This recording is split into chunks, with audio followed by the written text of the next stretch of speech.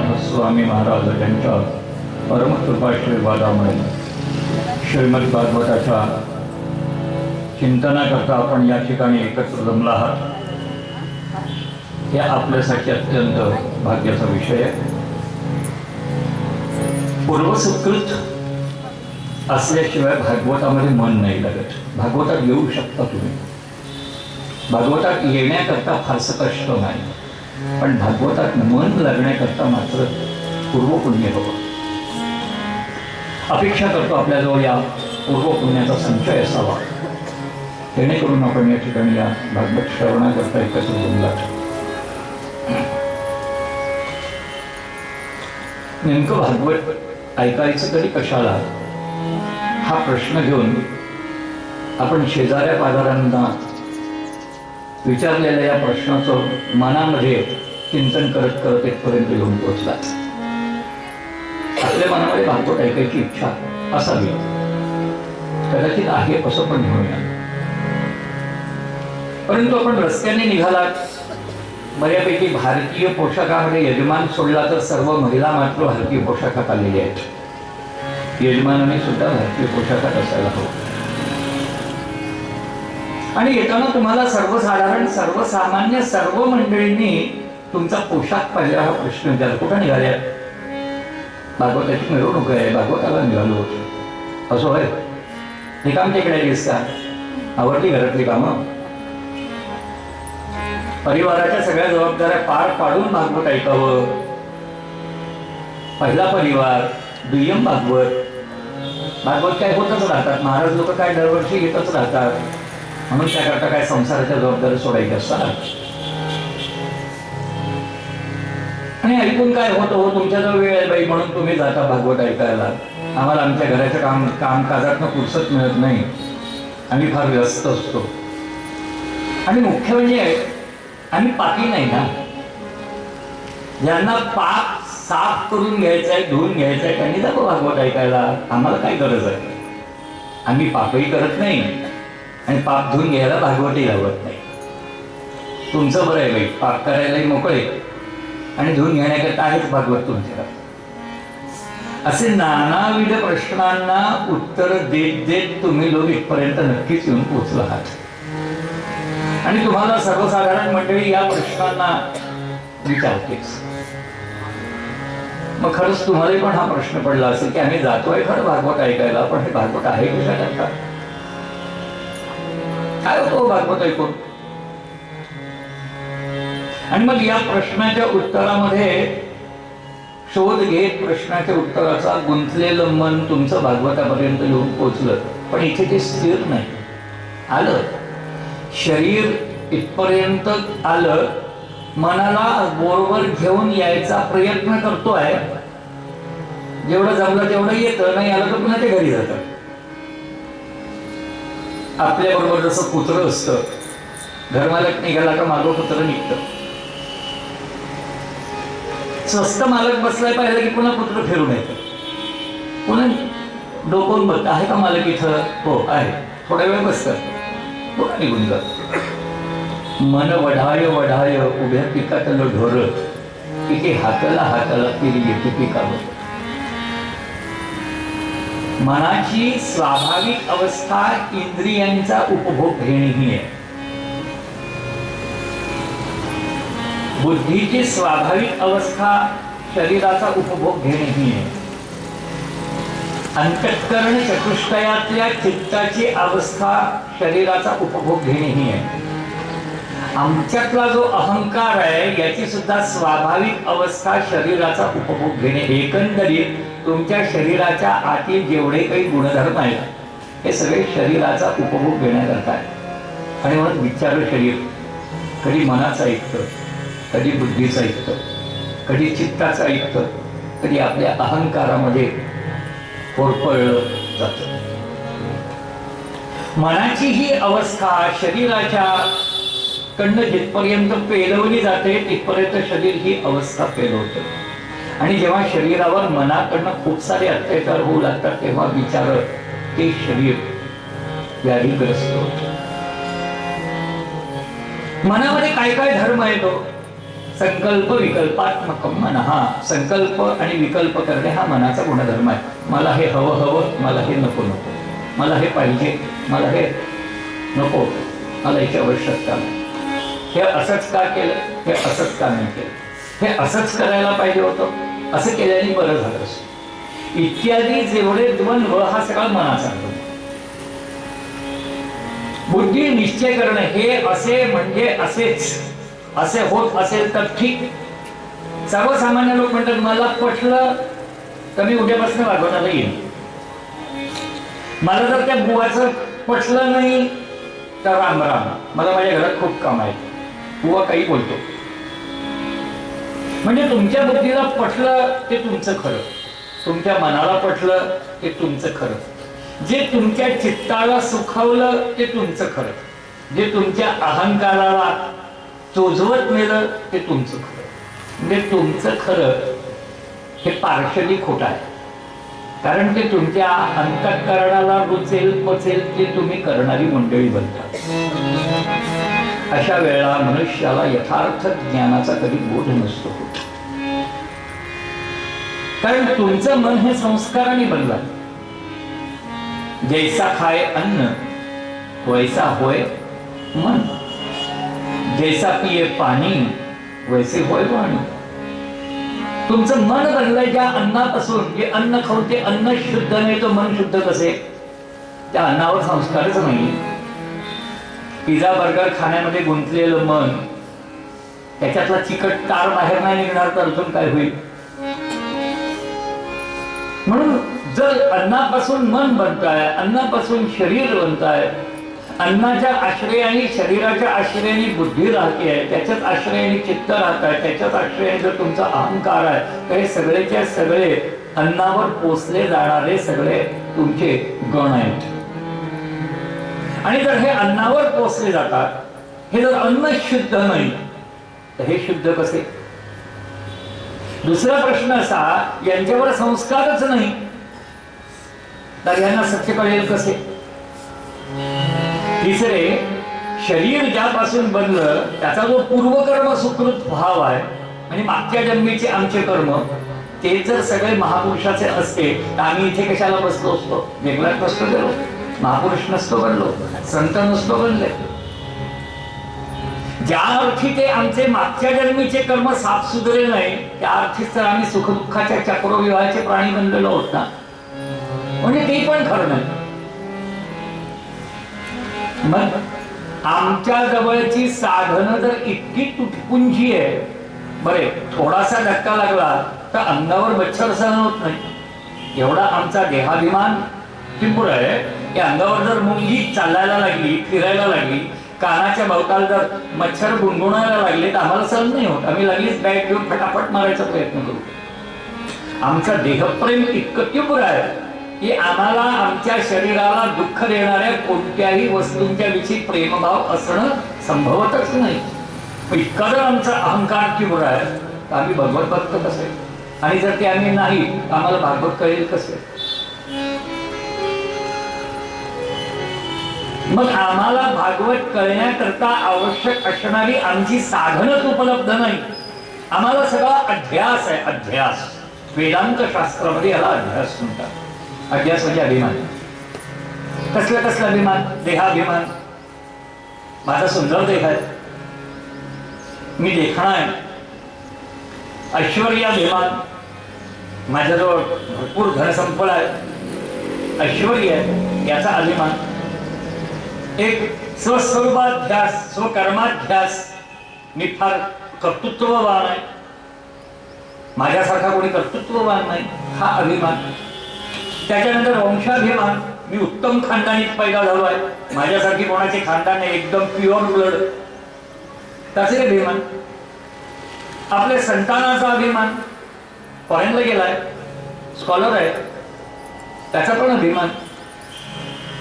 प्रपंचासक्ती किंवा प्रपंचाभिमान हा जीवाचा देहाध्यास म्हणजे अभिमान तुम्हाला त्यानुसार जग दाखवतो.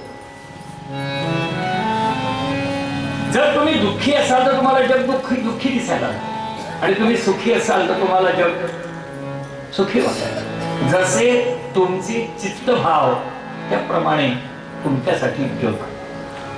मग त्यामध्ये इंद्रियांच्या आश्रयाने रमून गेलेले जीव भागवत नावाच्या ग्रंथ जर त्यांची गरजच नाही तर त्याकडे वळतीलच कसे? गरज नाही ना. पाणी जशी तहानेनंतरची गरज आहे, अन्न जसं भुकेनंतरची गरज आहे, झोप जशी थकण्यानंतरची गरज आहे, अशी भागवत ही तुमची गरज आहे का? नाही, ही तुमची गरज नाही. गरज असती तर आपण त्याच्याशिवाय राहू नाही शकत. प्राण काकुळतीला येतो याच्यावर त्याची गरज लक्षात येते. गरज म्हणजे काय? ते न मिळाल्यास प्राण तळमळायला लागतात, प्राण काकुळतीला येतात, तेव्हा त्याची गरज असते. कसं म्हणतात तुकाराम महाराज, जीवना वेगळी मासोई तैसा तुका तळमळी. ज्याप्रमाणे तुकाराम महाराज अशी तळमळ करतात तशी तुमची तळमळ होतीये का? नाही होत. म्हणून समजून घ्यायचं की आपल्याला इतरांपेक्षा आपण अधिक कच्चे लिंबू असल्यामुळे आपल्याला अधिक परिश्रमाची आवश्यकता आहे. कोणते परिश्रम करायचे? म्हणे भाव आसक्ती तीव्र करायची. मला ते हवे आहे, मला ते हवे आहे, मला ते हवे. लग्नाच्या योग्य तुम्ही झाल्या तेव्हा तुम्हाला पाहिलं अनेक मुलं आली. ज्यांनी लव्ह मॅरेज केलं त्यांची गोष्ट सोडा, पण बाकी ज्यांचं अरेंज मॅरेज आहे त्यावेळेला त्यांना पहिले दाखवायला मुलगा आला, पहिले त्याचा फोटो आला, फोटो पाहिला, सगळ्यांना दाखवला, मुलगा आला, चहा पोहे दिले, मुलाकडे बघत राहिल्या, किंचित नजर टाकली. तुमच्या मनाने हा स्वीकारावा अशी जिथपर्यंत तुमच्या मनाने तुम्हाला ग्वाही नाही दिली, तुमच्या बुद्धीने तुम्हाला ग्वाही नाही दिली, तिथपर्यंत तुम्ही हेच वाक्य, मला काही मुलगा फारसा पटला नाही, मला काही मुलगा फारसा आवडला नाही, मला काही माझ्या मनासारखा मुलगा दिसत नाही. बाबा जास्त काही करू नका, अजून दोघी बघूया, एवढ्याच समाधान न करू. तुमचे सगळे निर्णय दुसऱ्यावर परावलंबी तेव्हा असतात. देह, मन, बुद्धी, चित्त आणि अहंकार. त्यावेळेला त्यांच्या गरजा पुरवणे ही तुमची गरज असते. कारण त्याच्याशिवाय त्यांना बल नाही मिळत आणि ते राहतात शरीराच्या आश्रयाने. शरीराचा आश्रय असल्याशिवाय मनाला चैन नाही, राहू नाही शकत, त्याचं काही अस्तित्व नाही. मग आता तुमच्याजवळ सगळं आहे, शरीर आहे, मन आहे, बुद्धी आहे, चित्त आहे, अहंकार आहे, पूर्व प्रारब्ध आहे, वर्तमान बरे वाईट सत्कर्म आहेत, तुमच्या वाडवडिलांची तुमच्यावर कृपाही आहे, स्वतःचे परिश्रम करण्याची इच्छाही आहे. पण काय तुम्हाला भागवतामध्ये ज्याचं वर्णन आहे त्याची तुम्हाला गरज आहे काय? काय तो कृष्ण तुम्हाला आवडतो काय? जिथपर्यंत तो तुमचा विषय नाही बनणार तिथपर्यंत त्याचं तुम्हाला चरित्र नाही करणार. आणि म्हणून अधिकार तैसा करू उपदेश. जर तुम्हाला हीच गोष्ट या ठिकाणी सांगितली की इथे तुमच्या मुलाचा सत्कार आहे, कारण तुमच्या मुलाला 10 गोल्ड मेडल मिळाले, तर तुम्ही एकटे नाही येणार. रात्रभरामध्ये सगळ्या परिवाराला निमंत्रण देत सुटाल की उद्या आमच्या मुलाचा सत्कार आहे, त्याचं कौतुक करायला या, कारण तो तुमचा आहे. आणि म्हणून तुमचे सगळे अवयव, तुमचे सगळे इंद्रिय त्याच्या कोड कौतुकाला बघण्याकरता उत्सुक आहे. हे जसं सत्य आहे तसं तुमचा जो आत्मा, ज्याच्या भरोशावर हा तुमचा देह आहे, तो जो आत्मा, तो आत्मा हे तुमचं स्वतःच स्वरूप आहे आणि त्याचा इथे सत्कार आहे, त्याचं इथे चरित्र गायन आहे. हे ज्या दिवशी तुम्हाला कळेल त्या दिवशी आग लागल्यासारखे तुम्ही इथे मांडवात येऊन बसा. आज का नाही? कारण की तुमचा आत्मा आणि कृष्ण हा वेगळा वेगळा आहे असं तुम्हाला वाटतं. पण ज्या दिवशी असं तुम्हाला कळेल की हे माझं कौतुक आहे, त्या दिवशी तुम्ही आवर्जून बसाल की माझं मला माहीत नसलेलं काय बरं कौतुक महाराज सांगणार आहेत. माझा असा कोणता मोठेपणा आहे, असं माझं कोणतं चरित्र आहे, असं माझं कोणतं ऐश्वर्य आहे, असं माझं कोणतं कर्तृत्व आहे जे महाराज मला ऐकवणार आहे. तुम्ही ते ऐका जय मल्हार नाही पाहत, नाही पाहत. अरे अरे गरुड बघा, जय मल्हार मध्ये बानू आणि ती मल्हारीची मोठी बायको कोण, म्हाळसा, या दोघी जणी त्या आख्यानामध्ये तुंग अटकलेले आहेत. का अटकले? कारण त्यांना त्या आख्यानामधनं हे बघायचं मी कोण आहे आणि म्हणून त्या अटकलेले आहेत. मग जसं म्हाळसा आणि बानू तिथे आख्यानात अटकले आणि नारद जसं त्यांना आख्यान सांगतायत ना, तसंच इथे आहे. भागवत म्हणजे तुमचं स्वतःचं आख्यान. नारदाच्या जागेवर मी आहे आणि आख्यान तुमचं आहे. काय आख्यान आहे? तुम्ही जगात शरीराला घेऊन आल्यामुळे आपल्या स्वतःला मी कोण आहे हे विसरलात. तुम्हाला जे ज्ञान आहे ते सुद्धा ज्या प्रक्रियेतनं आलेलं तेवढं ज्ञान आहे. मी स्त्री आहे हे ज्ञान, मी अमक्याची बायको आहे हे ज्ञान, मी अमक्याची मुलगी आहे हे ज्ञान, मी अमक्या मुलाची आई आहे हे ज्ञान, माझी अमुक जात आहे हे ज्ञान, माझी अमुक भाषा आहे हे ज्ञान, हे माझं अमुक घर आहे हे ज्ञान, हे आमचं स्वतःच आहे बरं का हे पण ज्ञान. मी इथे जी आली आहे जे महावस्त्र घालून ते सगळे माझे स्वतःच्या मालकीचे आहेत हे ज्ञान. शेजारीची उदाहरणं आणली त्याचं पण ज्ञान. ज्या ज्या वस्तू म्हणून तुम्हाला दिसता आहे त्याचं तुम्हाला ज्याचं ज्याचं ज्ञान आहे ते ज्ञान तुम्ही ज्याच्या द्वारे मिळवलेले आहे त्याला ज्ञानेंद्रिय असे म्हणतात. तुमचे डोळे, तुमचे कान, तुमचे नाक, तुमचे तोंड, तुमचे हातपाय, तुमची त्वचेचा स्पर्श आणि याची अधिष्ठात्री देवता आहे मेंदू. मग तुमचे कर्मेंद्रिय म्हणजे तुम्ही हे असं लुगडं नेसला, येत नाही नेसायला म्हणून शेजारचीचा साह्य भेटलं आणि मग तिला विचारलं काय हो मला लुगडं नेसायचं हो काकू, आजी जरा लुगडं नेसवून देता का? आज आमचं ठरलंय सगळ्यांनी लुगडं नेसून यायचं. मला बी लुगडं नाही नेसता येत. मग एखादी आजी पकडली, काय आजी लुगडं नेसवता का? मग आजी ज्या संप्रदायाची असेल त्या संप्रदायाचं त्या आजीने तुम्हाला लुगडं नेसवलं. तुमचं लुगडं कसं आहे? जशा संप्रदायाच्या आजींनी नेसवलं तसं. तुमची आजी मराठा आहे का? मग 2 पचांचं लुगडं नेसेल. तुमची आजी महाराष्ट्रीयन ब्राह्मण आहे का? मग आंबा खोपा खेळीचं लुगडं नेसेल. तुमची आजी परदेशी आहे का? मग उलट्या पल्लूचं लुगडं नेसेल. तुमची आजी लोणारी आहे का? मग तसं लुगडं नेसेल. तुम्हाला संस्कार ज्या लुगड्याचा ती करून देईल, गुरु जी दीक्षा देईल ते तुमचं व्रत, ते तुम्ही नेसा. तसंच हे जे तुमचं शरीर आहे हे कसे आहे हे शरीर? वेगवेगळे काय प्रत्येकाचे शरीर? ज्याप्रमाणे त्या लुगडे नेसवणाऱ्या आजींनी तुम्हाला येत नाही म्हणून ज्या लुगडं नेसवणाऱ्या आजींनी तुम्हाला जे लुगडं नेसवलं तसं तुम्ही नेसा. तुमच्या आजीने तुम्हाला 2 पचांचं लुगडं नेसवलं तर तुम्ही कसं लुगडं नेसल्या? धोतरासारखं 2 पचांमध्ये. जर तुमची आजी महाराष्ट्रीयन ब्राह्मण आहे तर मग ती आंबा, गोळ, केळ असं लुगडं नेसलं.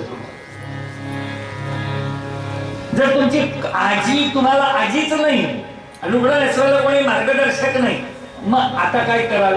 मग तुम्ही एखाद्या रेडीमेड ड्रेस मटेरियल वाल्याकडे जाल आणि मग त्याला अहो तुमच्याकडे ते पैदाण्यासारखं लुगडं येतं ना, ते आहे का? 2 पाय घातले, पटकन रोडला नारा बांधला, परत घेतला लुगडं ते. हे कसं आहे? तसंच हे जे तुमचं शरीर आहे हे त्या धडकीचं आहे, त्या लायकीचं आहे, त्या योग्यतेचं. ह्याला जे जे साज नेसवले ते हे शरीर नेसला. पण नेसवणारा जो मार्गदर्शक त्यांनी जे साज नेसवले तसे तुम्ही सजले. काही अशा आहेत की त्यांना लुगडं नेसता येतं, नेसलेलं आवडतं, पण त्यांच्याकडे लुगडंच नाही आणि लुगडं देणारे पण नाही. काही जणांजवळ लुगडं नाही पण शेजारी आजींजवळ लुगडं आहे. त्या आजीने आपली पेटीची ट्रंकीचा दरवाजा उघडला आणि सगळे लुगडे वाटले. चला सगळेजणी घ्या बरं नेसा, आजच्या पोटा झालं म्हणजे मला माझं परत काय. काहींना लुगडं नेसता येतं, त्यांच्याजवळ लुगडं नाही. काहींना नेसता येत नाही, त्यांच्या आधीजवळ लुगडं आहे पण त्यांना नेसायची इच्छा नाही, कारण त्यांना ते आवडत नाही. आणि काही जणी अशा आहेत की ज्यांना मार्गदर्शक मिळाला, म्हणजे लुगडं नेसायची इच्छाही झाली, लुगडंही मिळालं आणि नेसवणारी पण मिळाली, त्याच लुगडं नेसून येऊ शकतो. हे जे शरीर आहे, हे जे नेसलं हे आपलं लुगडं आहे, आपले आपले वस्त्र आहे, त्याला म्हणतात देह वस्त्र. हे आमचे देहाचे वस्त्र, आम्हाला जे वस्त्र मिळाले तेच आम्ही नेसून आलो. मग जे हे वस्त्र हे आमच्या मागच्या जन्मीचं कर्म आहे. तुम्ही काय कर्म केलं असाल तसे हे तुमचे लुगडे आहेत. जसे जसे तुमचे कर्म तसे तसे तुमचे कपडे. म्हणून देह हा कपडा आपल्या पूर्व प्रारब्ध कर्मानुसार प्रत्येकाला मिळतो. म्हणून प्रत्येकाचे चेहरे, प्रत्येकाचे स्वभाव, प्रत्येकाच्या वागणुकी एकदम एकापासून दुसऱ्यापर्यंत भिन्न भिन्न असतात. कोणाचेही डोळे जसे सारखे नाही त्याप्रमाणे कोणाचे शरीरही सारखे नाही, कोणाचे दिसणंही सारखे नाही. मग जर शरीरच सारखे नाही तर तुमचे मनबुद्धी चित्त अहंकार सारखे कसे असतील? मन सारखे नाही म्हणून दोन माणसाचे पटत नाही. जर दोघांचे मन एकमेकात मिसळले तर याच्यासारखा कोणता आनंद नाही. आणि आम्ही 50-50 वर्ष संसार केला पण आमच्या घरमालकाशी जर आमच्या मनाचं जमलं नाही तर बाकीच्यांची तर दुनियाच दूर राहिली. आमची बुद्धी दुसऱ्याच्या बुद्धीला लागत नाही. आपण आमच्या मुलांना म्हणतो, अरे बाळांनो तुमच्या डोक्याला माझं डोकं लागत नाही बाबा, तू तुझं कर मी माझं करते. असं वाटतं माझ्याकडे येऊ नको, बाबांकडे जा, त्यांना विचार काय करायचं काय नाही करायचं. कारण दोघांच्या बुद्धी सारख्या नाही, दोघांचे चित्त सारखे नाही आणि कोणत्याही दोन वस्तूंचा अहंकार सारखा नाही. म्हणून जगामध्ये विविधता आहे. सारखं नाही म्हणजे असमान आहे, असमान आहे म्हणून विविधता आहे. भारत हा विविधतेने नटलेला देश आहे हे वाक्य मूर्खपणाचं आहे. सगळं जगतच विविधतेने नटलेलं आहे. काय गोष्टी सांगतात फक्त भारताने ठिका घेतलाय का विविधतेने नटायचा? सगळं ब्रह्मांड विविधतेने नटलेलं आहे. आणि म्हणून जेव्हा आमचं काही सारखं नाही, आम्ही जे घालून आलो त्याचाच आम्हाला अभिमान झाला. मी लुगड्यात काय सुंदर दिसते नाही, शेजारीने सांगितलं तुम्ही लुगड्याचा फारच सुरेख दिसताना लिस्ट काढून टाका घरी गेल्यावर, कोणाची नजर नाही लागत तुम्हाला. देहाभिमान झाला. या लुगड्यावर हे घातलेले दागिने किती सुंदर दिसतात, दागिन्यांचा अभिमान झाला. या लुगड्यावर तुम्हाला अशी हेअरस्टाईल करायला हवी होती म्हणजे तुम्ही अजून जास्त पारंपरिक जुन्या अगदी थाटातल्या पाटलींसारख्या दिसल्या असत्या, अभिमान झाला. लुगडं घातलंय बारीक कुंकू लावून नाही चालायचं बरं का. एक तर चंद्राकृती लावा आणि तर मग गोल चांगलं ठसठशीत कुंकू लावा बरे, त्याचाही अभिमान झाला. मग कोणीतरी एकाने येऊन सांगितलं काय नक्का चेहरा झाला, लुगडं घातल्यावर नक्का चेहरा शोभत नाही. मग काय करू, एक नाक लावा नाकाला तुमच्या, झाला नथ नाकात, त्याच्याशिवाय शोभिवंत नाही. जिथपर्यंत नथ घालायचे नाही तिथपर्यंत चेहरा कसा उठून ठसठशीत दिसत नाही. अगदी खरी सवाष्ण मराठमोळी जुनी जर महाराष्ट्रीयन सवाष्ण ओळखू येत असेल तर मोठं कुंकू आणि मोठं नाकामध्ये घातलेलं जर असेल आणि गळ्यामध्ये मोठं घातलेलं असेल तर कसं लुगडं ठसठशीत उठून दिसतं. देहाध्यास सगळं लक्ष देहाध्यासाच्या वाढवण्याकडे गेल्याबरोबर आतमध्ये हे कोणी घातलं, कोणाच्या असण्यामुळे हे सगळं सुंदर आहे याचा ज्ञान. मन जेव्हा देहावर आलं तेव्हा ईश्वराचा विसर होतो. बुद्धी जेव्हा देहावर आली तेव्हा ईश्वराचा विसर होतो. बुद्धी जेव्हा चित्तावर आली तेव्हा तेव्हा आत्म्याचा विसर होतो, ईश्वराचा विसर होतो. आणि असंच होता होता आम्हाला परमात्म्याचा विसर झाला. आणि मग आम्ही इथे जे बसलो ते आम्हाला हरवून बसलो. सजलो पण हरवलेले. आणि आम्ही हरवलो ह्याची आम्हाला अजून तळमळ नाही आहे. अरे गुढीपाडव्याच्या गुढीला सुद्धा साडी नेसवतात म्हणून तिला काही जीव असतो का हो? गुढीपाडव्याच्या गुढीला साडी नाही नेसवत का तुम्ही? नेसवता ना, मग तिच्यात काही जीव असतो का? त्याला काही सौंदर्य असतं का? नाटतोंड हेच नाही, फक्तच कपडे घातले, हो का नाही? असं या देह नावाच्या काडीला नुसते कपडे गुंडाळून कापड गुंडाळून आम्ही नुसती गुढीपाडव्याच्या गुढ्या फिरू लागलो तर आमचं हस होईल. जे हरवलंय ते मिळालं नाही तर आम्ही गुढीपाडव्याच्या गुढी आहोत म्हणून ते आम्हाला मिळवायचं आहे. त्याला म्हणतात भागवत. तुम्हाला भागवताला का जायचं आहे, का ऐकायचं भागवत? कारण आम्हाला गुढीपाडव्याच्या गुढ्या नाही बनायचं, आम्हाला सजीव बनायचं. आमच्यातलं जे चैतन्य आहे ते आम्हाला शोधायचं आहे.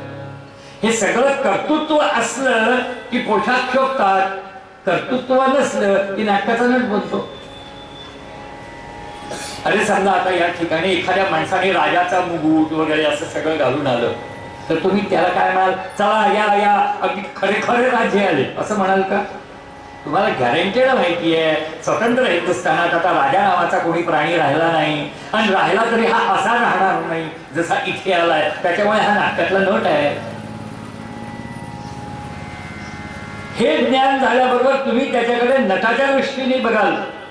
नाटकामध्ये नट राजा बनला, तो नाटकापर्यंत शोभिवंत आहे. बाहेर उतरल्यानंतर जर त्यांनी सामान्य माणसाचे कपडे नाही घातले आणि नुसता नट बनून तर म्हणाल खूप त्याचा ढेर झाला, क्रॅक झाला. बरोबर ना? तसंच आहे. हा देह परमात्म्याचा आहे, त्यांनी नेसवलेल्या कपड्याचा आहे. तो परमात्मा जर आम्ही हरवून बसलो तर सर्व आम्ही फक्त गुढीपाडव्याच्या गुढ्या बनू, जीव नसले. आणि मग तसे जर आम्ही बनू तर हे आमचं दुर्भाग्य असेल. म्हणून मी पहिल्या वाक्यात सांगितलं की तुम्ही भाग्यवंत आहात, कारण तुम्हाला भागवत ऐकायची गरज वाटते. म्हणून तुम्हाला जिवंत व्हावं असं वाटतं. ज्याच्या भरोशावर जिवंत आहे तो आत्मा शोधावा असं वाटतो. आणि त्या आत्म्याचं नाव भगवान श्रीकृष्ण आहे. म्हणून आणि तो भगवान श्रीकृष्ण म्हणजेच माझा आत्मा आहे. आणि अनेक जन्मापासून त्याच्याशी एकरूप होण्याची माझी तळमळ जी शिल्लक राहिली आहे ते त्याचं ज्ञान झाल्याशिवाय त्याच्याशी एकरूप होऊ कसे? एकदा तुम्हाला तुमच्या स्वतःच्या सौंदर्याचा निश्चित परिणाम कळला की तुम्हाला आरसा बघायची गरज पडत. ओके, मी कशाला आरशात पाहू ग, मी कशाला बंधनात राहू ग, मीच माझ्या रूपाची. एकदा तुम्हाला तुमचा आत्मज्ञ हे कळलं की मी खरोखर सुंदर आहे तर तुम्हाला आरशात बघायची गरज नाही भासत. संभ्रम झाला की आरशात, भ्रम निरसन झालं की आरसा कशाला? एकदा आरशात संपूर्ण मेकअप केल्यावर बघून घेतलं कुंकू जागी नीट लागलाय की नाही, नाकातली नथ बरोबर आहे का नाही, पदक व्यवस्थित झालाय का नाही, एकदा शेवटचं फायनल आरशात बघून घेतलं की पुन्हा घडी घडी दिवसभर आरशात बघायची गरज नाही पडत. आता मी रेडी आहे, आता मी इतरांच्या डोळ्यात मला बघायला मोकळी झाली. तद्वत ज्यांनी परमात्मा नीट बघितला तो जगामध्ये परमात्मा शोधायचा अधिकारी बनला. त्याला भागवत. आणि म्हणून भागवत ऐकणे हे तुमचे नुसते कर्तव्यच नाही, हा तुमचा प्राणाहार आहे. म्हणजे प्राणाचा आहार म्हणजे जेवण. तुमचं मन बुद्धी चित्त अहंकाराला जो गर्व झालाय त्या गर्वामुळे तो ज्याप्रमाणे चुकीची कामं करतो, ज्याला आपण पाप म्हणतो, त्या पापातनं त्याला सोडवण्याकरता आणि निश्चित काय करायला पाहिजे म्हणजे तुला तुझा विसर होणार नाही हे ऐकवण्याकरता त्याला भागवतात येऊन बसायचं. जर तो तसा नाही बसला हे त्याचं महात्म्य आहे. भागवताच्या पहिल्या दिवशी भागवताचं महात्म्य ऐकावं म्हणतात. म्हणून हे महात्म्य आहे. भागवत या ग्रंथाचं महात्म्य, भागवताचं अजून अन्य महात्म्य जे ग्रंथात लिहिलं ते तर आहेच. तिथेच बसा, एकदा उशिरा आले की पुन्हा इकडे यायचं नाही. म्हणून हे लक्षात ठेवणं अत्यंत अपरिहार्य आहे. किंचित जरी यामध्ये चूक झाली, प्रमाद झाला, तरी सुद्धा संपूर्ण आयुष्य उद्ध्वस्त होऊन जातं. आपल्याला आपण कोण आहे न ओळखताच आपल्या आयुष्यात अनेक घटनांना सामोरे जावं लागतं. सुख, दुःख, मिलन, वियोग, आपल्या प्रेमीजनांचा वियोग, असे अनेक जण आहेत. तुम्हाला तुमच्या आयुष्यामध्ये तुमच्या अत्यंत लाडक्या माणसाला तिरडीवर झोपून त्याला बाय बाय करायचा योग आला का नाही आला? अरे हो, नाही आला. हे माहिती की आता याला इथून पलंगावरचा उचलून तिरडीवर झोपवल्यानंतर पुन्हा भेटणे नाही. कारण त्याच्याबरोबर जगायची तुम्हाला सवय झाली होती. आणि म्हणून अनेक लोकांच्याकडले लोक मरतात तेव्हा तुमच्या डोळ्यात पाणी नाहीये. घरचं मेलं की डोळ्यात पाणी. कारण तुम्हाला त्याच्याशिवाय जगायची सवय नव्हती, त्याच्याबरोबर जगायची सवय नव्हती. त्याच्यामुळे त्या सवयीला विघ्न तयार झालं. आता तुम्हाला त्याच्याशिवाय जगायची तयारी करायची, सवय करायची. पाहता पाहता त्याच्याशिवाय जगायची सवय झाली की त्याचं सुद्धा विस्मरण जातं. म्हणून पहिल्या दिवशी जेवढं दुःख होतं तेवढं 100व्या दिवशी दुःख नसतं, कमी कमी होतं. आणि म्हणून दुःख हाही तात्कालिक भ्रम आहे, सुख हाही तात्कालिक. ना आपण सुख आहोत ना आपण दुःख आहोत. हे आपले तात्कालिक गुणधर्म आहेत. मग मी आहे कोण? पण जे भागवत आहे ते तुम्हाला सांगतं, बाबा तू आत्मा आहेस. आणि या आत्म्याचं नाव आहे भगवान श्रीकृष्ण. आणि म्हणून भागवत हे आमचं चरित्र आहे, तुमचं, माझं, सगळ्यांचं. ज्या दिवशी तुम्ही भागवताला येऊन बसताना मी माझं चरित्र ऐकायला बसली आहे, माझं ऐश्वर्य, माझी कृपा, माझा अनुग्रह, माझी योग्यता, हे ऐकायला मी येऊन बसली आहे. मी मला हरवली आहे आणि मी इथे येऊन बसली आहे माझं हरवलेलं शोधायला. जसं मल्हारी मार्तंडाची बानव बसली आहे, मी कोण आहे शोधायला, असं तुम्ही पण इथे येऊन बसले या ठिकाणी शोधायला मी कोण आहे. ज्या दिवशी तुम्हाला याचा शोध लागेल या आख्यानामध्ये की मी कोण आहे, त्या दिवशी तुमच्या लक्षात येईल अनंत कोटी ब्रह्मांड नायक ज्याला म्हणतात तुम्हीच. ईश्वर ईश्वर म्हणून ज्याला आम्ही शोधायला इकडे तिकडे गल्लोगल्ली फिरलो तो हीच आहे. ज्याला शोधण्याकरता ग्रंथ वाचतो, पारायण करतो, त्याला गजानन महाराज म्हणतो, साईबाबा म्हणतो, अजून कोणते कोणते महाराज तुम्हीच. विश्वात्मकम जगत, माझ्यातच सगळं व्यापक, मीच तो परमात्मा आहे. आता मला कुठे जाण्याची गरज नाही. हाय की वैसोय राईक चित्त आवडे अनंत आलो, मागे पुढे उभा राहे सांभाळता आली आघात आणि वाराया. ही हे ज्ञान ज्याच्यात मिळतं त्याला भागवत असं म्हणतात. आणि म्हणून भागवत ऐकणे ही आमची अत्यंत आवश्यकता आहे. ज्याला माझा हरवलं आहे, मी हरवलो आहे याचं ज्ञान आहे, त्यांनी भागवत ऐकलं. ज्याला मी मिळालो आहे, माझा आत्मा, मी आत्मा आहे हे ज्याला कळलं त्याला पण भागवत ऐकायला पाहिजे. कारण त्याला मी आत्मा हे कळलं पण माझा ऐश्वर्य काय हे नाही कळलं.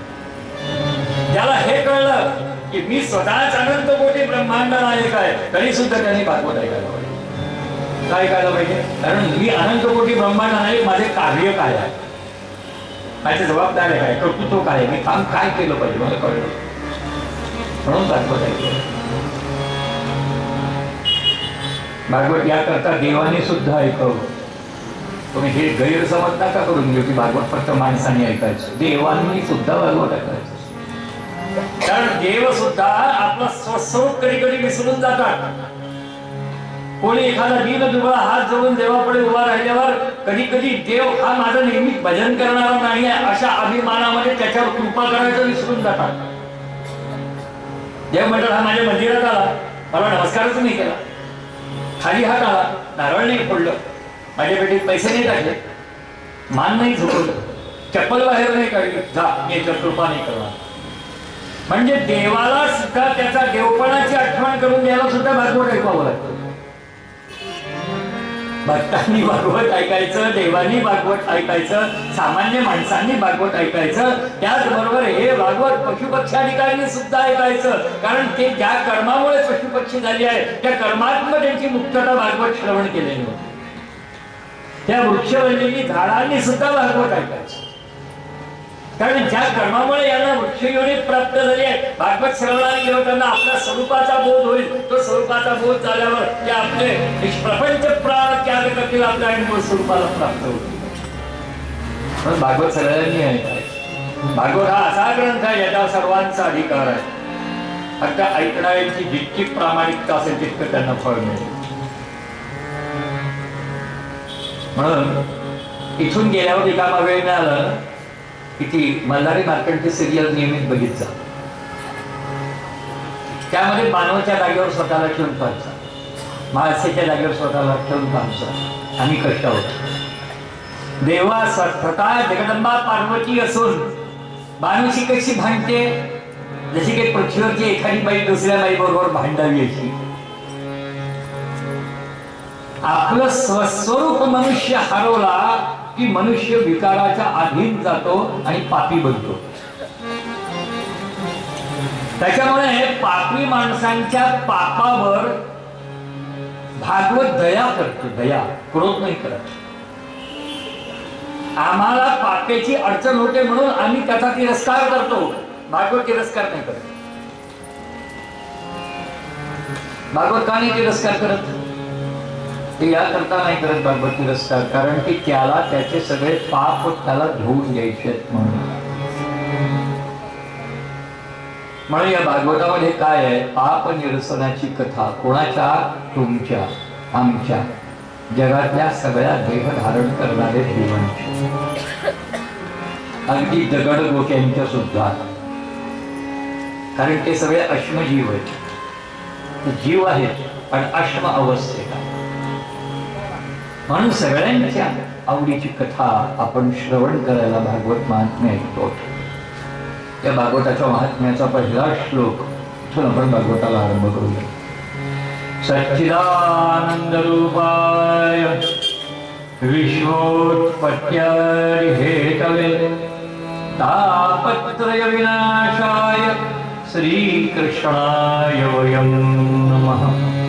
यज्ञमपेतमपेतकृत्यं द्वैपायनो विरहकातर आयुहाव पुत्रेति तन्मयतया तरोभिनेदुस्तं सर्वभूतहृदयं मुनिमानतोऽस्मि.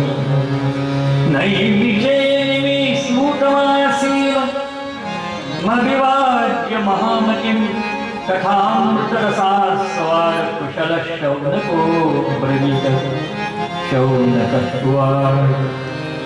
अज्ञानध्वान्तविध्वंस कोटिसूर्यसमप्रभ सूताख्याहि कथासारं मम कर्णरसायनं. भक्तिज्ञानविरागाप्तो विवेको वर्धते महान् मायामोहनिरासक्त वैष्णवैः क्रियते कथम्. इह घोरे कलौ प्रायो जीवश्चासुरतां गतः क्लेशाक्रान्तस्य कस्यैव ह्योदले किं परायण. श्रेयसां यद्भवेत् श्रेयं पावनानां च पावनं कृष्णप्राप्तिकरं शश्वत् साधनं तत्त्वदार्ढ्यम्. चिन्तामणिर्लोकसुखं सुरगुरुस्वर्गसम्पदं प्रयच्छति गुरुप्रीतो वैकुण्ठं योगि दुर्लभं. सूत उवाच प्रीतिशौनकचित्ते यतो वचनविचारेत सर्वसिद्धान्तनिष्पन्नं संसारभयनाशनं. भक्त्योगवर्धनं यच्च कृष्णसन्तोषहेतुकं तदहं ते विदास्यामि सावधानतया शृणु. कालव्यालमुखग्रासत्रासनिर्णाशहेतवे श्रीमद्भागवतं शास्त्रं कलौ क्षीरेण भाषितम्.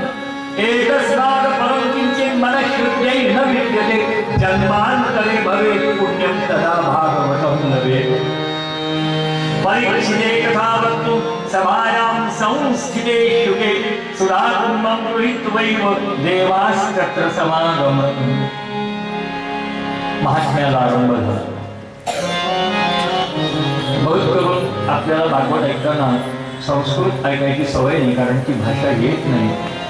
या दुर्भाग्यामुळे कदाचित ती भाषा तुम्हाला क्लिष्ट आणि म्हणून कंटाळवाणी होऊ शकते. पण माझा नियम आहे, भागवतामध्ये मूळ संस्कृत भागवत वाचायलाच पाहिजे, कारण ते ओरिजिनल आहे. स्वयं शुक महाराजांचे तोंडचे वाक्य आहे.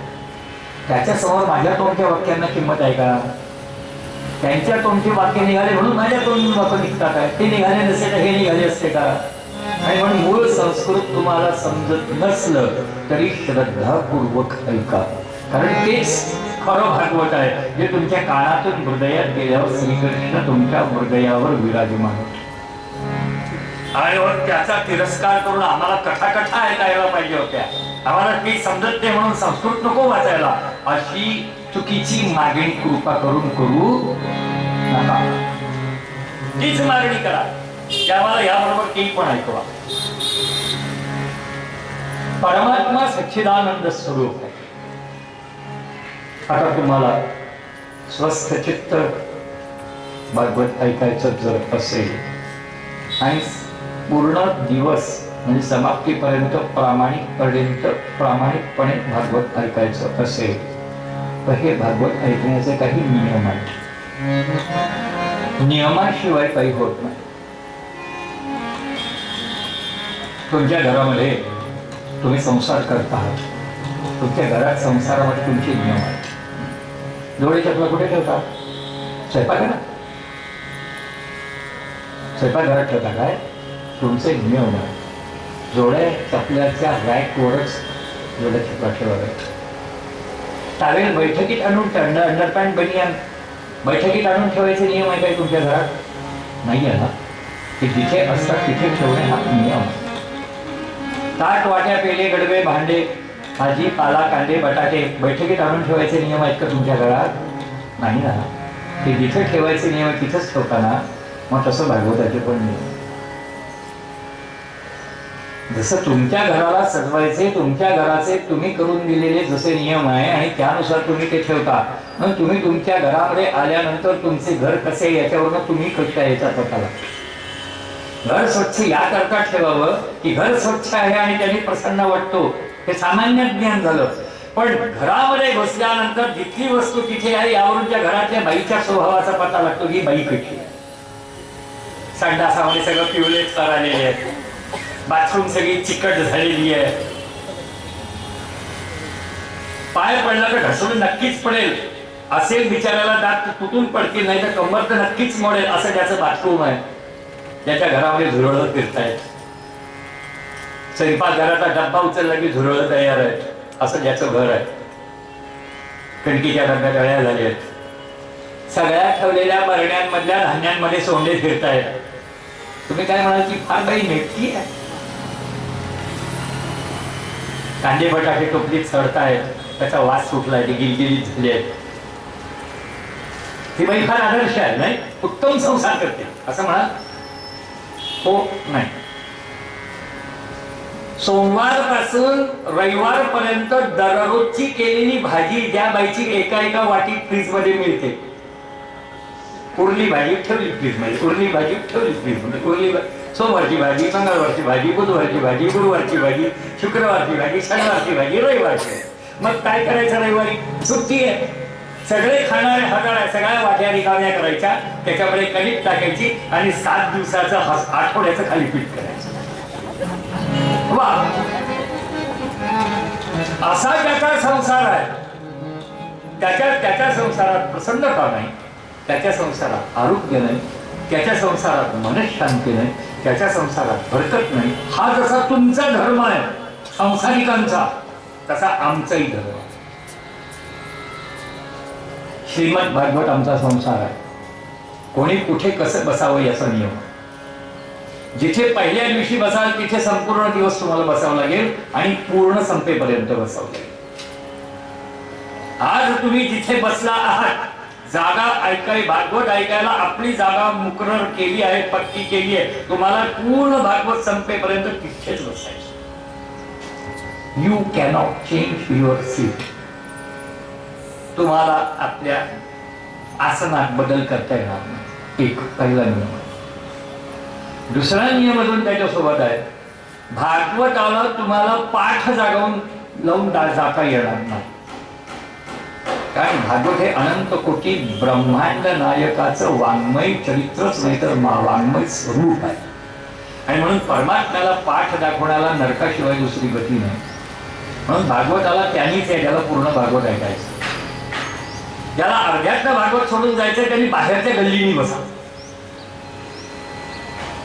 पण भागवताचा तुम्ही अपमान केला इथपर्यंत मर्यादित ठीक आहे, पण भागवताने म्हणजे परमात्म्याने तुमचा अपमान केला तर तुमचं शरीर राहील का? तुमचा संसार राहील, तुमचं घरदार राहील, तुम्ही राहाल? काही नाही राहील. म्हणून ही धास्ती आपल्याजवळ कायम स्वरूपी ठेवा. हा बालिश खेळ नाही, हा काही सिनेमा नाटक मनोरंजन नाही. पटेल किती वेळ बसलं, कंटाळलं, उठून निघून गेलं, एखाद्या कामाची आठवण आली म्हणून दिलं टाकून आणि गेले पळून, त्यांनी भागवतात येऊ नये. मी पहिल्या अगदी छान वाक्य सांगितलं, ही तुमची गरज आहे काय? ज्याची भागवत ही गरज आहे, ज्याला आपण हरवलेला आपल्याला शोधायची इच्छा आहे, त्यांनीच भागवतात बसावं. नाही तर रामराम करावा, सरळ दरवाजाच्या बाहेर. भागवतामध्ये मंडप फुल भरून भागवतात ऐकणारे पाहिजे असं नको. जातीवंत 4 असले तरी चालतील, पण कचरा असणारे पूर्ण भर पण नको, गरज नाही त्यांची. अरे स्वयंपाक करायला तुम्हाला इंधन पाहिजे, चांगले 2 लाकडं असले तरी उत्तम स्वयंपाक होतो. आणि ट्रक भर गवत जे आणून दिलं तर होतो का स्वयंपाक? ट्रक भर गवत आणून दिलं, करा स्वयंपाक. 2 माणसाचा स्वयंपाक होणे कठीण जाईल. पण 2 चांगली लाकडं असली, वाळलेली नेटकी एवढीच पेटली तर अख्खा 10 माणसाचा घराचा संसार होईल, पूर्ण स्वयंपाक होईल. हे जसं सामान्य ज्ञान तसं हे ज्ञान. आता विचारा, असं तुम्ही का म्हणतो? असं काय? याचं कारण असं आहे की जेव्हा भागवत सांगणारा भागवत सांगतो तेव्हा तो ज्या लयीमध्ये, ज्या ट्रान्समध्ये असतो, ज्या अवस्थेमध्ये असतो भागवत सांगताना, तुमच्या उर्वशीमुळे, तुमच्या डिस्टर्बन्सेसमुळे त्याचं चित्त विचलित होऊन जातं. एकदा ते चित्त विचलित झालं की त्याचा जो सांगायचा ओघ किंवा प्रवाह असतो, त्या प्रवाहाला निष्प्राण होते, ती गती निष्प्राण होते. आणि तुमच्यामुळे तुम्ही तो उठून जातच आहात, पण जे बसले आहेत त्यांना जे ऐकायचं त्याचं नुकसान करून जात आहात. म्हणून त्याला कपाळकरण ते म्हणतात. तुम्ही जातात ते तुमचे ठीक आहे, तुम्ही चालेल, दरवाजा उघडला, गेले बाहेर, एकदाची झाली कटकट बरी.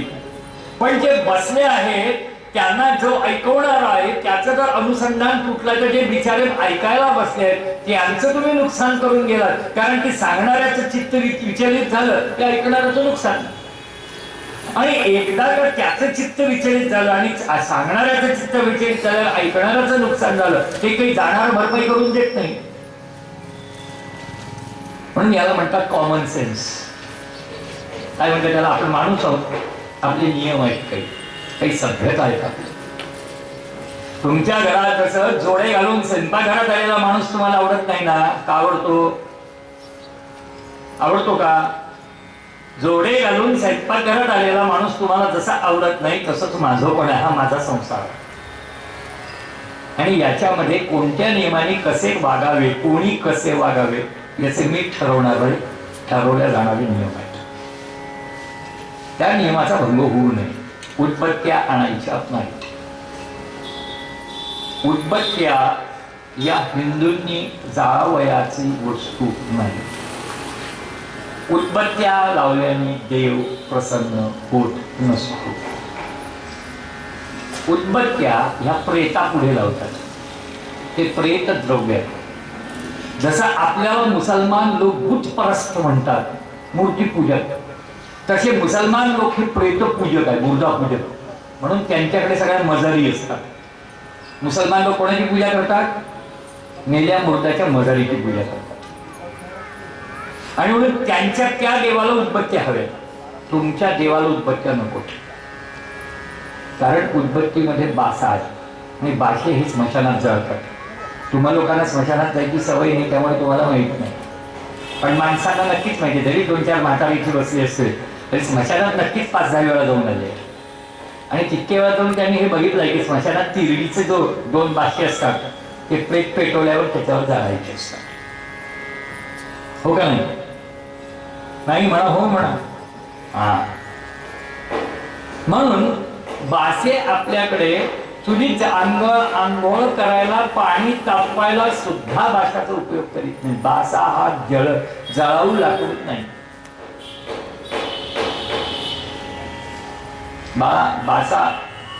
बासा चुलीत घालून अन्न शिजवत नाही, स्वयंपाक बनवत नाही, अक्षरशः आंघोळीचं पाणी सुद्धा बाशावर तापवत नाही. इतका बासा निषिद्ध असताना तो बासा देवापुढे जाळावा, ही कोणती अक्कल? त्यांनी तुम्हाला पुण्य करता पाप घडेल. कोणत्याही माणसाला उदबत्त्या लावून पुण्य मिळते असे मला दाखवून द्या. माझ्या आयुष्यात मला जितकं शास्त्र शिकता आलं, जितकं अध्ययन करता आलं, तितकं मी जे काही अध्ययन केलं, माझ्या अध्ययनात, माझ्या धर्मशास्त्राच्या अध्ययनात कुठेही बासा देवापुढे जाळावा असं माझ्या वाचनात नाही. आणि म्हणून तुम्ही जे करता आहात ते पुण्य नाही हे समजून घ्या.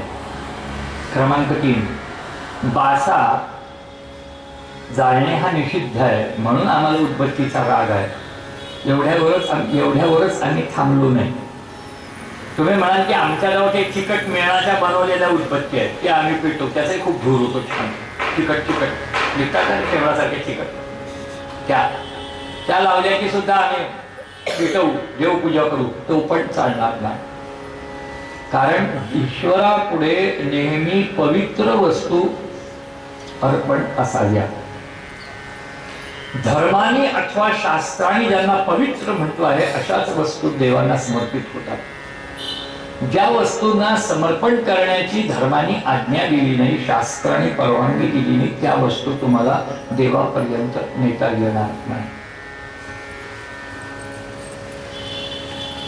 सगळ्या दुनियाभरच्या घाणीला दळून त्याची पावडर करून त्याच्यामध्ये वेस्ट मटेरियल एकत्र करून त्याच्यामध्ये क्रूड ऑइल मिक्स केल्यावर, हे जे लोक गाड्या वापरतात 4 व्हीलर, यांच्यामध्ये जेव्हा इंजिन ऑइल भरतात आणि 1000 किलोमीटर झाल्यावर जेव्हा ते आपलं इंजिन ऑइल बदलतात तेव्हा ते जे घाण झालेलं ऑइल आहे हे ऑइल विकत घेतलं जातं.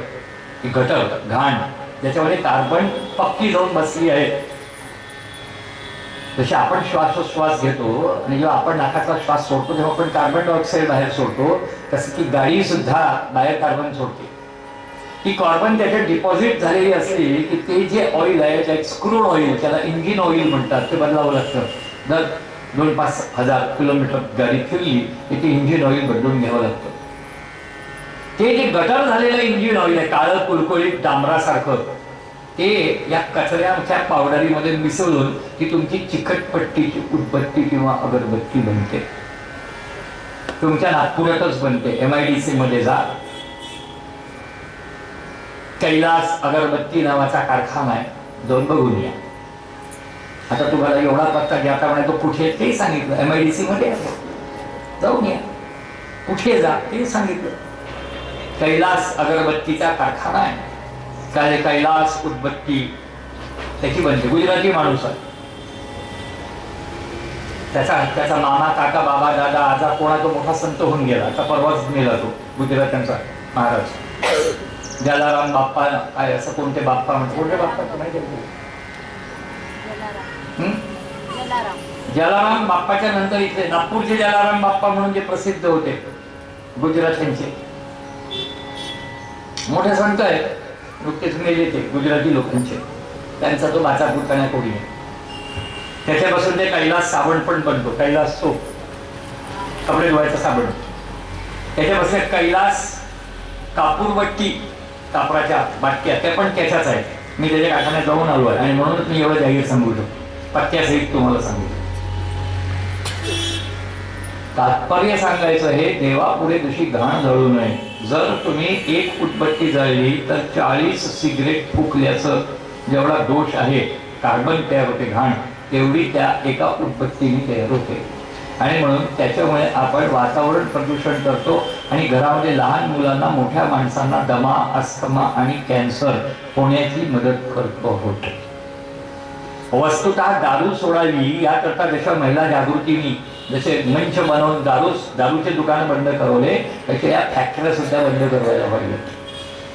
तितक्याच घाणेरड्या आहे. जितकं दारू पिणे पाप आहे त्यावेळेस पाप उदबत्त्या जाळणे पण आहे, सिगरेट फुकणे पण. त्याच्याबरोबरीचा खतरनाक आहे तुमच्याकडे कापूर जाळणे. तुम्ही कापूर पेटवा 1-2 बट्ट्या आणि त्याच्यावर असा नुसता हात धरा, 1-2 मिनिट हात दिला तुमचा हात काळसा कोळशासारखा काळा होईल तुम्हाला दिसेल.